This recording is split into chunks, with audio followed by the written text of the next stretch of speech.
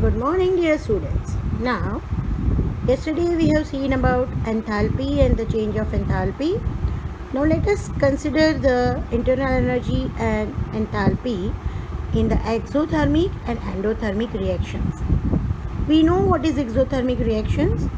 Reactions in which evolution of heat is carried out, that is exothermic reaction. And so, as per our formula, change in enthalpy is equal to enthalpy of product minus enthalpy of reactant.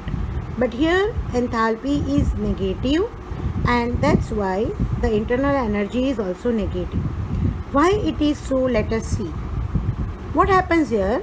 System is giving heat to surrounding because it is exothermic, so heat is evolved. So whatever the reaction is taking place in the system, during that reaction the heat is evolved and that heat is given to the surrounding. It means when enthalpy of reactant is greater than products, that is HR is greater than HP, and so the value will be negative, and that's why enthalpy change and internal energy change is negative. Let us see such combustion reactions where we can find that enthalpy is negative. Carbon plus oxygen will give carbon dioxide. So it is exothermic reaction, and that's the energy is released. Delta H is minus 393.5 kilojoule per mole. Now looking to such type of values, when it is given in the numerical that delta H is minus 393.5. So looking to this value in the negative form, we must understand that the reaction is exothermic. Heat is evolved, right? Same thing for methane, which reacts with the oxygen. It gives carbon dioxide and water. The energy is given in negative, so it is evolved. One more thing you have to keep in mind that whenever the carbon compound reacts with oxygen of the air and the combustion takes place, will always give the product in carbon dioxide and water. No matter according to the carbon compound, the amount of the carbon dioxide and water will increase or decrease, but remember the carbon compound when undergoes combustion in presence of oxygen, then carbon dioxide and water is the product. One more example is nitrogen gas with hydrogen gas will give ammonia, and it is also the exothermic reaction because it is also change in enthalpy in negative, right? And now what is endothermic? The reaction in which absorption of heat is carried out. That means heat is taken by the system. System is getting heat from the surrounding. So here what happens?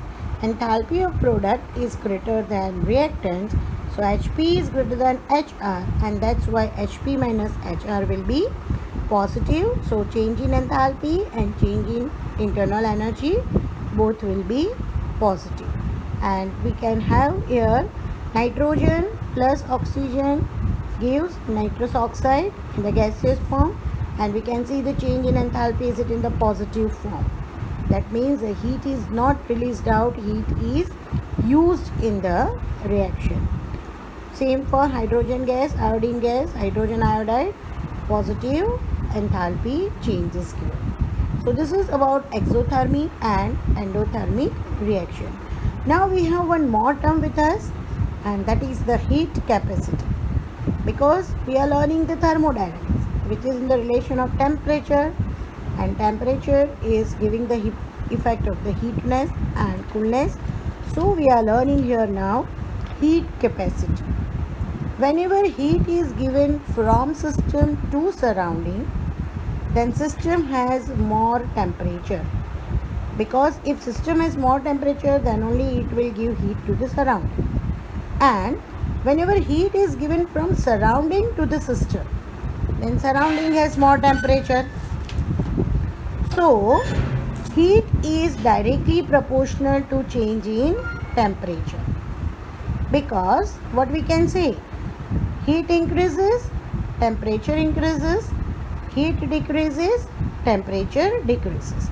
So now let us consider this proportionality of heat and change in temperature in the symbolic form, then it is heat symbolized with Q is directly proportional to change in temperature. Now, proportionality constant, if it is taken, then it is equal to coefficient into delta T. So what is coefficient? Coefficient is the constant value for all different types of system. And so we can now symbolize this coefficient with C, and we can mention this heat is equal to C delta T. So here the C which represent coefficient is known as heat capacity. Also, all system has its own heat capacity. Thus, change in temperature in terms of heat and heat capacity is given as heat is equal to heat capacity with the change in temperature. From this, even we can consider that change in temperature is equal to heat by heat capacity. If system has large heat capacity, then rise in temperature is less. Because you see, delta T and C are inverse of each other.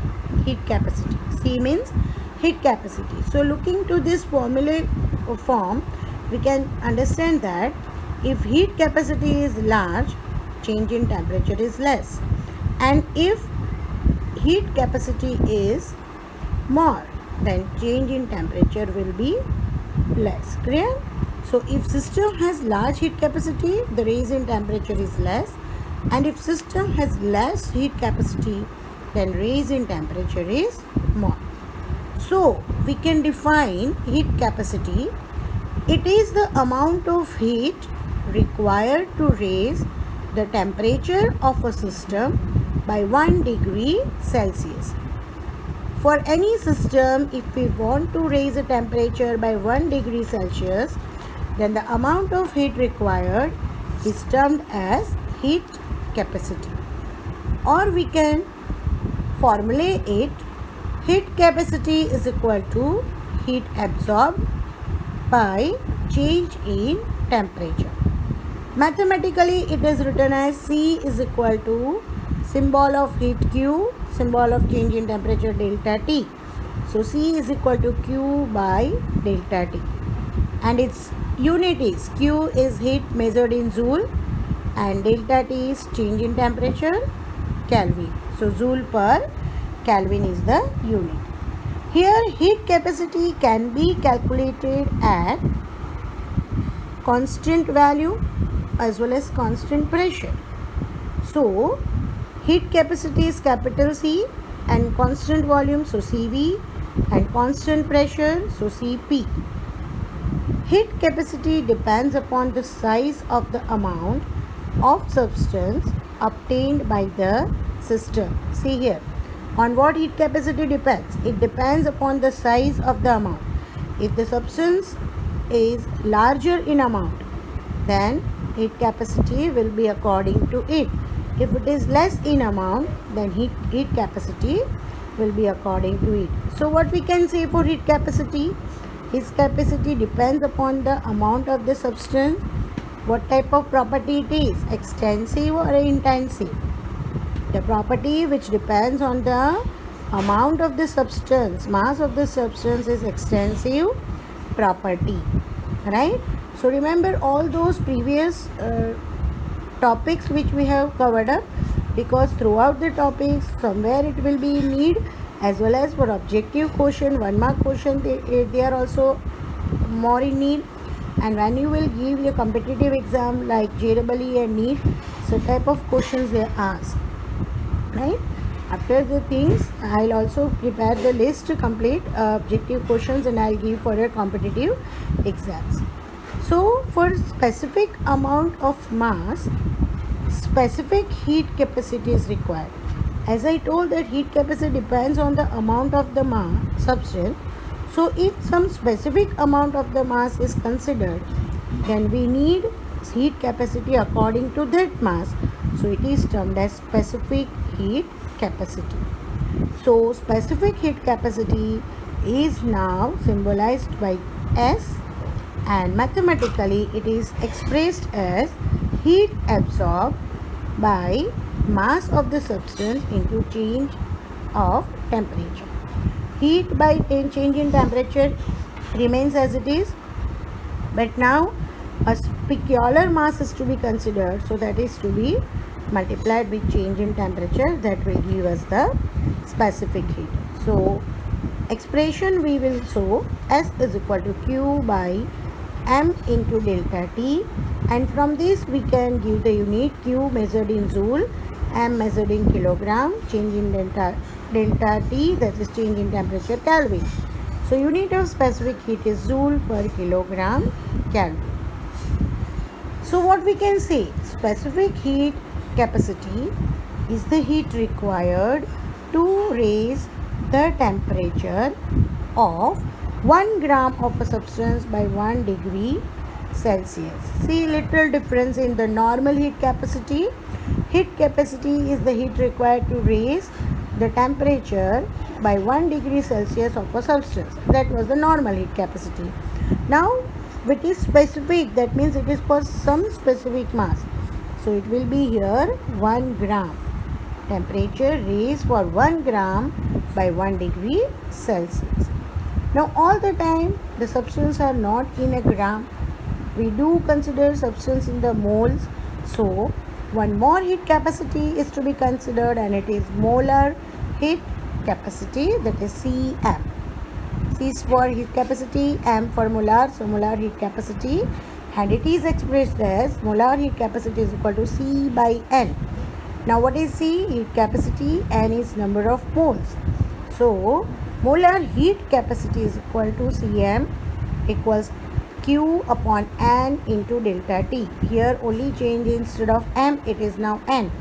So there is a little change even in the unit, joule per mole into Kelvin. Molar heat capacity is the heat required to raise the temperature of 1 mole. See the difference only. Normal heat capacity, it is just given that increase by 1 degree Celsius of the given substance. But specific for some mass, then 1 gram. For molar, then 1 mole by 1 degree Celsius. Thus, these 3 capacities are considered: normal heat capacity, specific heat capacity, and molar heat capacity. Clear?